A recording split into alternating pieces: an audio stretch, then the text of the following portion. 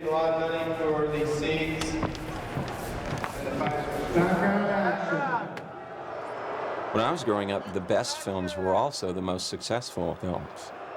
I mean, I've been very public about the fact that Jaws is one of my favorite movies of all time. And Ocean's 11 was my opportunity to try and make a movie like that.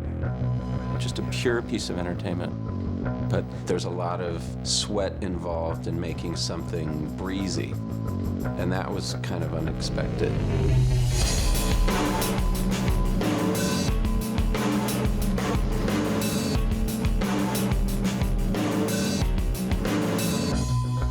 So how did the idea for Ocean's 11 first pop up in everyone's head? Well, it didn't pop up in everybody's head. It popped up in my head. I was around for the first Ocean's 11 in 1960 at the Sands Hotel. I was working with Sinatra. I was in the music business then. And I always had it in my mind that someday I'd be able to remake this picture. I liked the idea of it because I think that film had a strong premise, but could certainly be updated and retooled. The guys were the coolest, Frank and Sammy and Dean. Nobody touches them. But the Rat Pack thing had sort of been played out by 1999. We had swingers doing retro, nouveau Rat Pack, and that kind of martini craze had already peaked. So the ambition was to make a guy's guy movie. Sting, Butch Cassidy, the Sundance Kid, that kind of a feeling between a whole bunch of stars. Well, it started with George, obviously, because I thought he was the guy to play Danny. George is Danny Ocean. He's got the devil in his eye, but he's all business. We sent a script to Julia, and she signed on, and we met with Brad that week. We said, who's directing? Steven. Okay, I'm in. By the end of the week, it was already a go picture. And then we started piecing the cast together. It was a crucial piece of casting because there's supposed to be a camaraderie that is really difficult to fake. You don't really have that much time setting up these guys. We wanted all 11 to be very specific and memorable. And so we were pretty careful all the way down the line about who was going to play these characters. That's why we had to be very precise. Well funded. Yeah. You gotta be nuts, too. And you're gonna need a crew as nuts as you are. Who do you got in mind? I remember the phone call I got from, my agent. You think he'd do it? If he does it, that'd be so great. It says twin brothers. And it says Casey Affleck. I'm way prettier than he is. I'm thinking about Elliot. Bernie Mac. He's a man possessed. I have a script in my car called Ocean's 11. You're in it. And I said, I'm in it. Carl Reiner is an old friend of mine. Shabo. He's his own circus. He was a kid plucked from China. Are you in now? I don't want the movie to come out and not be a part of it. And I tell him, brother, I'm in. So we have this ensemble, this great crew. It's a good plan. No, sir. I wouldn't even think about leaving the state. You have to decide early on, what kind of film are we making? Ocean's 11. It's a throwback kind of film, a film from maybe the 40s with the kind of 70s aesthetic thrown in. It's a very non-threatening film. What, did you guys get a group rate or something? And that's what I wanted, because I'd come off two fairly heavy dramas. We'd worked on these other movies, like a little darker or, more of a kind of a character study like Aaron Brockovich. But now we're making a popcorn movie. Some of the first stuff we shot was when George goes to recruit Matt in Chicago. And I think between Steven and George, they were able to kind of say, hey, we're here to have fun. That's the best lift I've seen you make yet. It was kind of dead of winter with a howling wind coming in off the lake. But the vibe was dynamic and it was kind of working. Steven, one day he came in and said, let's just have fun with it editorially as well. You know that wife they do in the Brady Bunch? Can we do some of that? And putting the team together, it gave us a chance to really play with the rhythm and just the style of it. To me, it was really a sense of how much fun this movie was going to be. Hang on to your niggas. They weren't expecting that shit.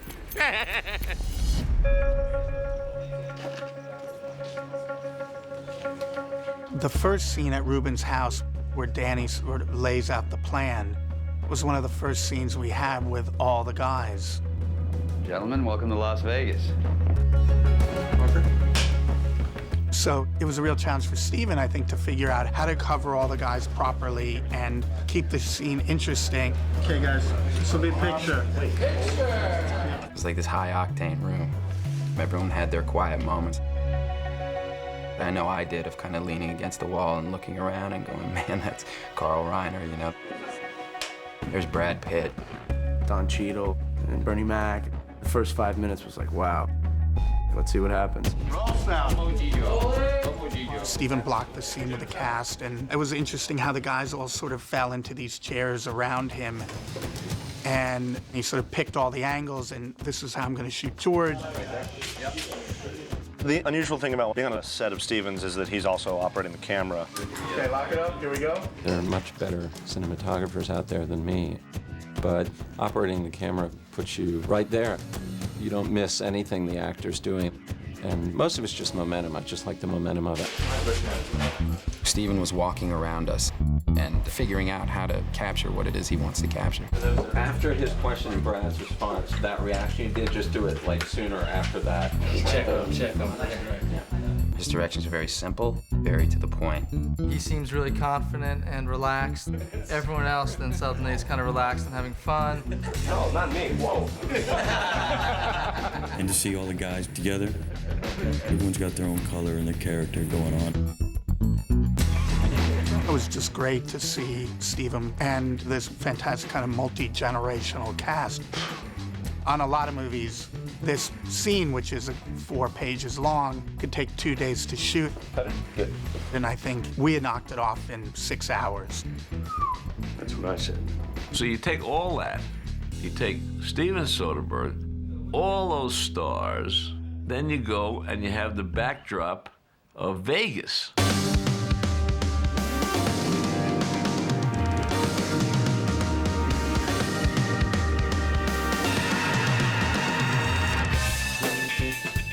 Vegas is a character in the movie, and I wanted it to be kind of, you know, sparkling.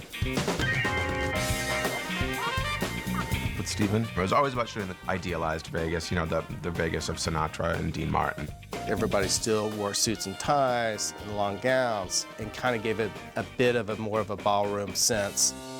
But one of the things that scared me in reading the script was the amount of time that we would have to be shooting on the streets of Vegas and on the floor of the casinos. And, you know, Las Vegas, it's the one town that's tough to double. So Jerry went in early to the Bellagio, and he knows everyone in key positions there. Now, that first one we asked them, they said, oh, we can't do it.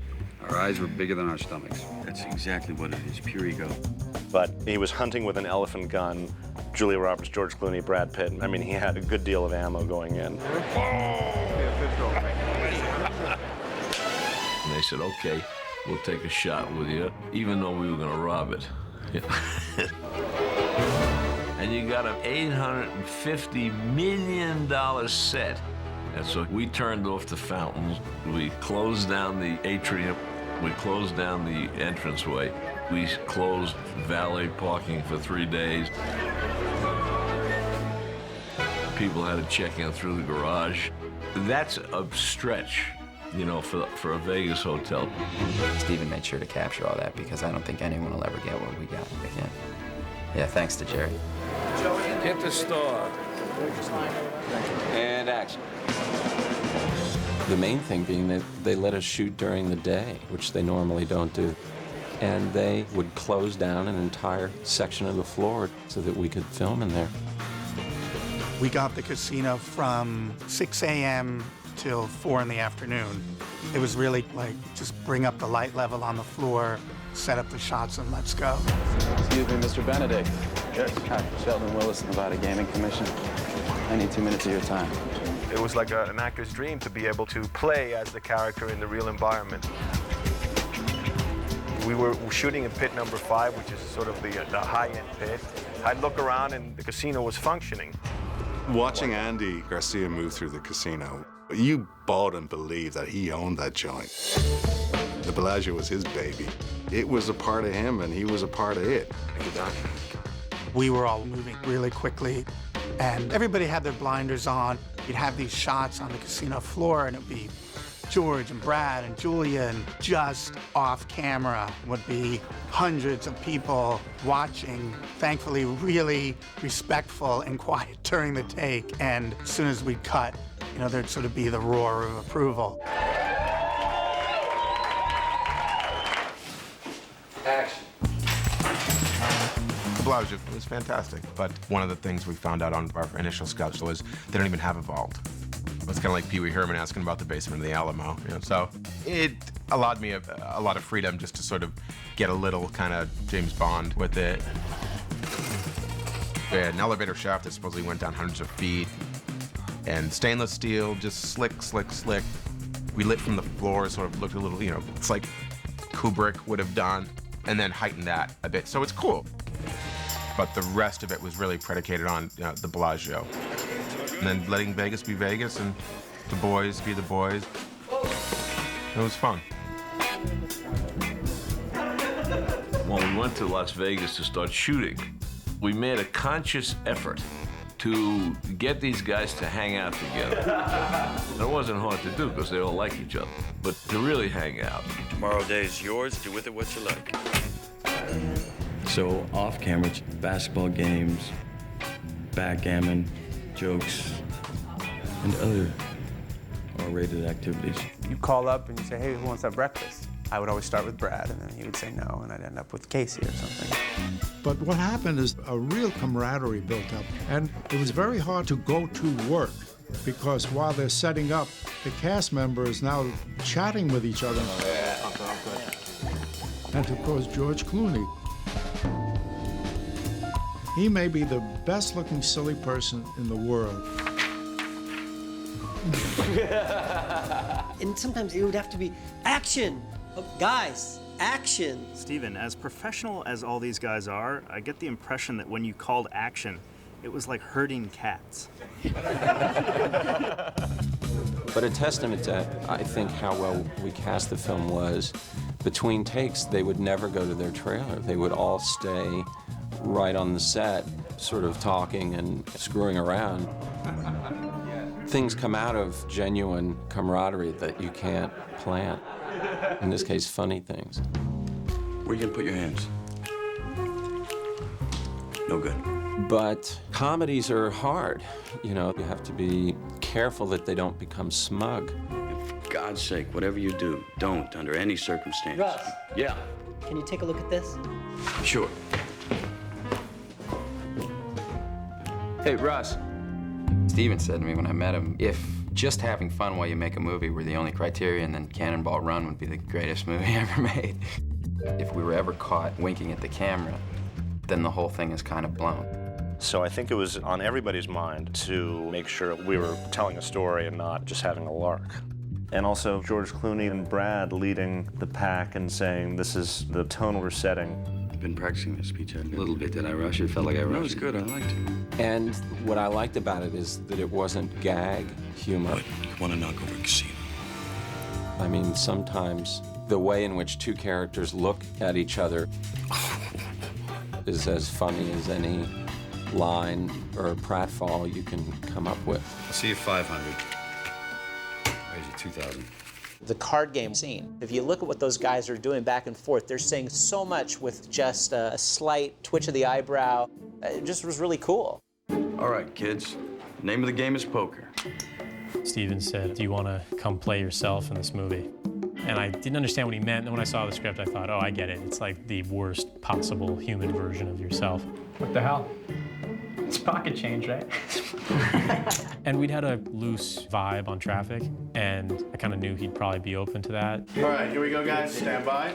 Because the camera just kind of kept rotating the table, we were able to add whatever we wanted. You know, Topher is my sister's name. Is it hard moving from television to film? Not for me. In Ocean's 11, Steven Soderbergh is able to capture those kind of live moments between the actors. Great. He talks about figuring out a way to create a kind of controlled anarchy. And action. Create an environment where anything can happen, but also have some kind of element of control. Take a few beats after action, let him get a little, some sparks going. He definitely knows what he wants, but within that, there's flexibility. He's very open to whoever's got the best idea in the room, you know, give us the idea. No, that was great. So it was always kind of interactive and collaborative. And then the guys would bring their own, like, little embellishment. Like every time you see Brad, he's eating junk food. I think the eating thing came out of a meeting with Brad and Steven. I think Brad just said, I'd love to be eating. And so it was like the third time Brad was eating on set, everybody realized, oh, I guess that's Brad's thing. Shrimp. And the kind of riffs that these guys were doing, you know, we were all cracking up and laughing. Hey, do you think that this beard makes me look fat? Seriously. Do you like Duran Duran? Casey and I think we did one exactly how it was on the paper, and then Steven's gonna go play and have fun with it. You are so stupid. You know that? You're an idiot. You think it helps to call someone names? He's already feeling really upset. And then I think he had to tell us to stop at some point, like shut up, because we just kept going and going. I think I lost my kid going. I think I lost it. He'll say something and I'll say something back, and pretty soon we're like wrestling on the floor. You're like a little girl. Let's do this all day. I'm gonna get out of the car and I'm gonna drop you like third period French, okay? I know Matt had a good line when he talks about a record longer than his arm. It's long. And then Don Cheadle, he had all the sort of the Cockneyisms. Oh, would you look at his donut? It's difficult because there's a lot of different tricky vowel things that go on. And it wasn't squishy like it usually is. It was hard like a Brazil nut. And I started studying it and got together with the dialect guy and really drilled it. So unless we intend to do this job in Reno, we're in Barney. Barney Rubble. Trouble! And of course, Bernie's very funny.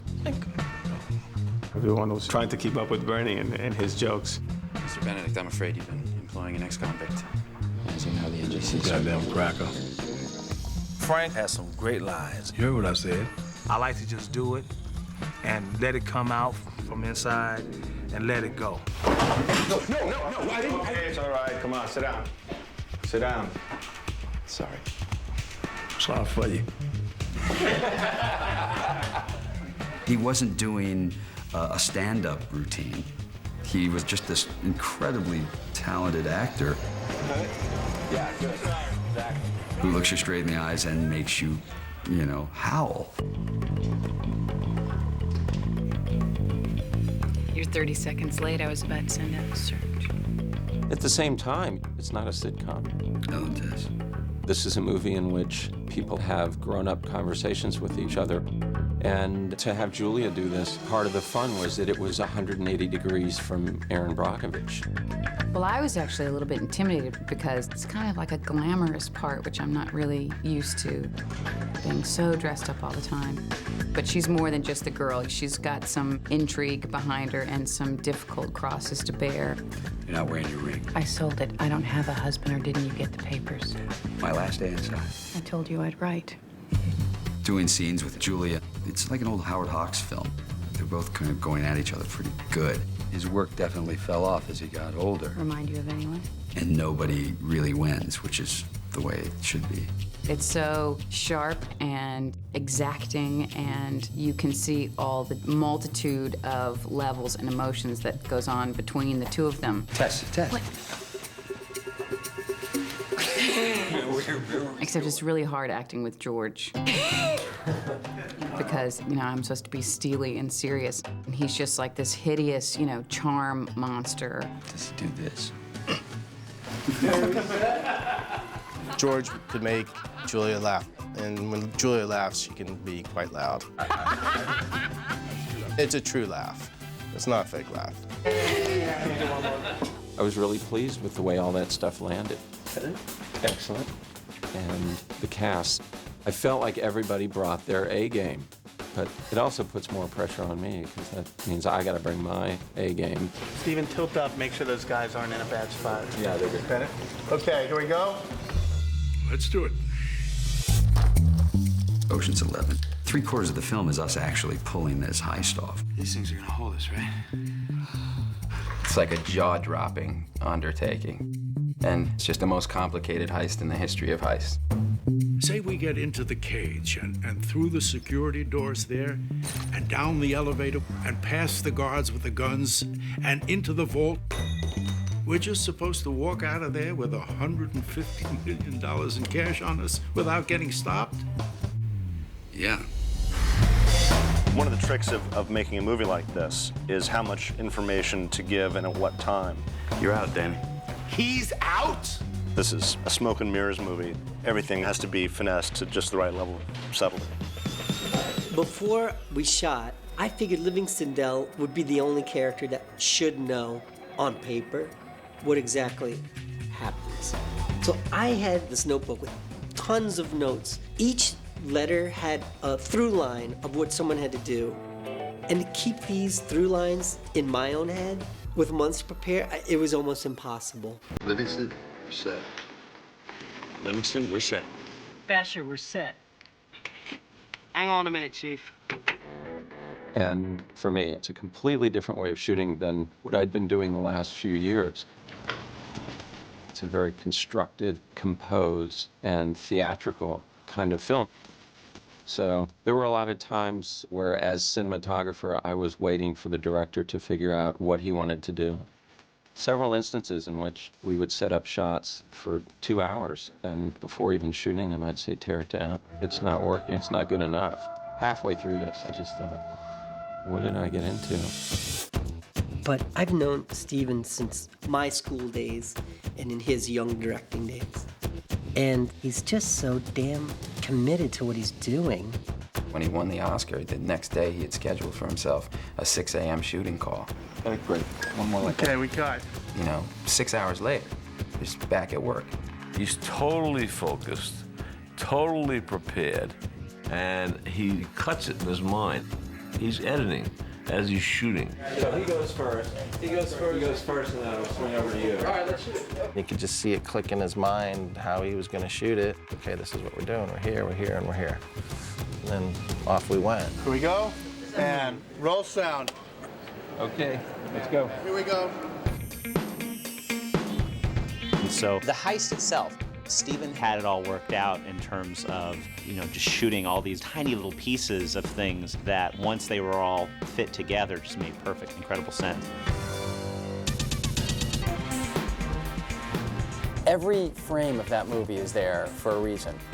Someone buys balloons and you don't understand why, and the next minute the balloons are released, covering a security camera for just a second so that a guard has to come off of a door to take the balloons down, and when he's off the door, someone can sneak in.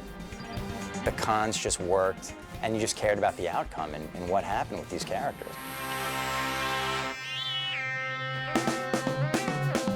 And, Soderbergh, he really brings out a full-dimensional life for some character who shows up for 5 minutes. Bruiser, not until later. Sorry, Danny, I forgot. Every part is just as important as the leads. I mean, the Chinese acrobat is one of, the key pieces of the film. God, I think I lost my car. Are you serious? Oh, the banter between the two brothers, it's just as funny and witty as the banter between Clooney and Pitt. Walsh, cue up the tape to the robbery. And you realize why they needed 11 and why everybody was integral to it working. I don't understand. What happened to all that money? So it was a challenge to pull this off. It was really well laid out, and the actors really hit it. And that lifts everything up. You of all people should know, Terry.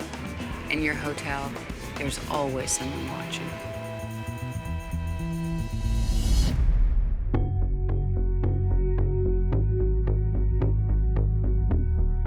There's a scene with all of them in front of the fountain, and it ends up being more affecting than you might imagine, especially in the midst of such a breezy piece of entertainment. And I remember how we did it.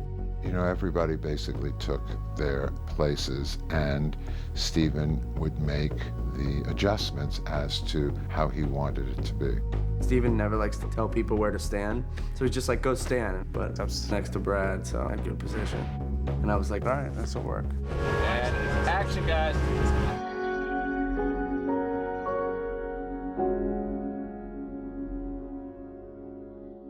But then as Steven was shooting it, the idea of let's have Saul be the last one sort of evolved in the moment. All of a sudden, I became the middle, and everybody peeled off around me.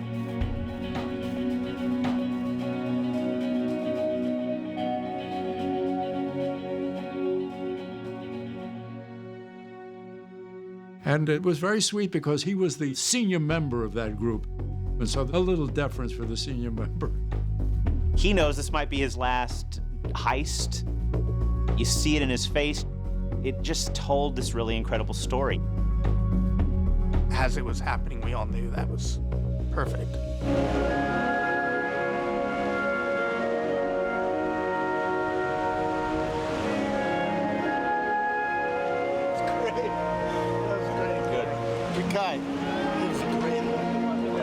We shot that the last day in Vegas, so it was great, sort of emotionally, I think, for everybody, you know, crew included, to sort of watch them all kind of say goodbye to each other. I thought it was just a heist movie. And by the time we shot that, everyone was such good friends that I think people were genuinely sad to just be leaving each other. That was feeding the scene. It makes it something deeper.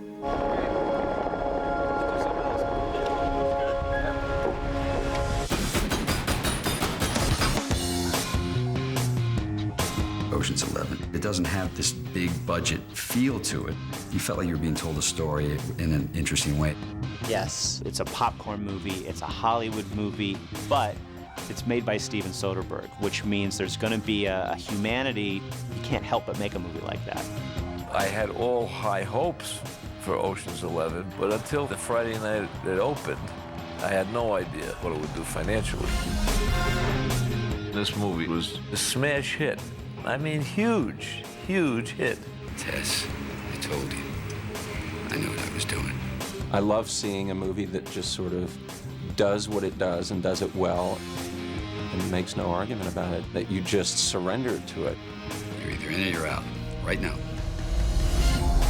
For Ocean's 11, you wanted to go up and connect, and I think everybody did. It's just hard not to be happy about that.